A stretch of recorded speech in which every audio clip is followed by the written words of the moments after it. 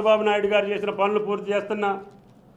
ఏ ముఖ్యమంత్రి మొదలుపెట్టినా అది పూర్తిగా ప్రజా ఉపయోగులకు రావాలనే కోరికతో చేస్తున్నా తప్పితే నా కోసమో, నా రాజకీయం కోసమో, నా స్వార్థం కోసమో ఈ 45 సంవత్సరాల రాజకీయ జీవితంలో నేను చేయలేదని చెప్పి ఆ విజ్ఞప్తి చేస్తున్నా.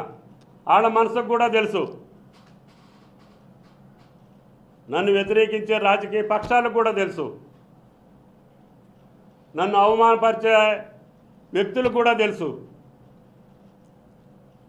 మనస్సాక్షి కాళ్ళకు వదిలేస్తా, నేను వాళ్ళ విజ్ఞత కాళ్ళకు వదిలేస్తా. కానీ నా ధర్మం నేను మర్చిపోను, నా కర్తవ్యం నేను మర్చిపోను.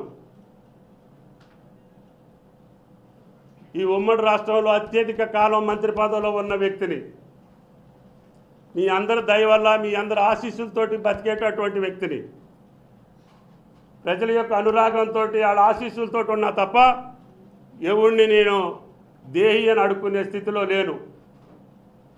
ప్రజలు కాదన్న రోజున నా వ్యవసాయం నేను చేసుకున్నా తప్ప ఎవడింటికి పోయి నేను పదవి అడగలేదు, టికెట్ అడగలేదు, పైసలు అడగలేదు. మీ దాతృత్వంతో బతుకుతున్నా, మీ ఔదార్యంతో బతుకుతున్నా. ప్రజల ఆశీస్సులతోటి 11 సార్లు పోటీ చేసే అవకాశం వచ్చింది. 6-7 సార్లు గెలిచినా కూడా ఆయా ప్రభుత్వాల్లో నాకు భగవంతుడు అవకాశం ఇచ్చారు. ఇచ్చినోడికి కూడా ధన్యవాదాలు.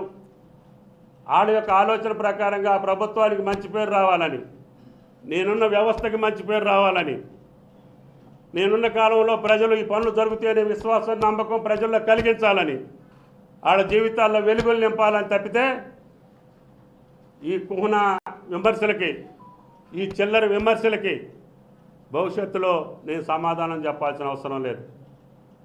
నా వ్యక్తిత్వం, నా జీవితం తెలిసినటువంటి వ్యక్తులే వెళ్ళి ప్రెస్ కాన్ఫరెన్స్లు పెట్టించి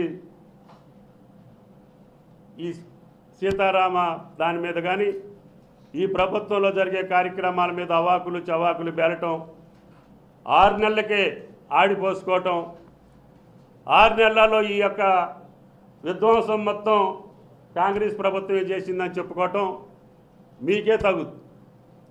మీ నిర్వాహకం వల్ల, మీ నిర్లక్ష్యం వల్ల, మీ అవినీతి వల్ల జరిగినటువంటి అరిష్టాలు.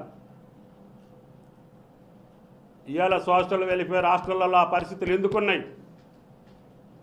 మీరు పెట్టినటువంటి రెసిడెన్షియల్ స్కూల్స్లో పిల్లలు ఆ బాధలు ఎందుకు పడుతున్నారు? ఇవాళ ఇల్లు ఆధారుస్తున్నారు మీరు. ఈ 10 సంవత్సరాలు మీ కళ్ళకు కనపడలే. ఆయనకు లెట్రిన్స్ లేకుండా, బాత్రూములు లేకుండా, కనీసం పండుకోవటానికి స్థలం లేకుండా, ఇష్టం వచ్చినట్టు ఏ సౌకర్యాలు లేకుండా ఏర్పాటు చేసి ఇవాళ ఇల్లు ఓదారుస్తారా? దానికి ఈ ప్రభుత్వం కారణమా?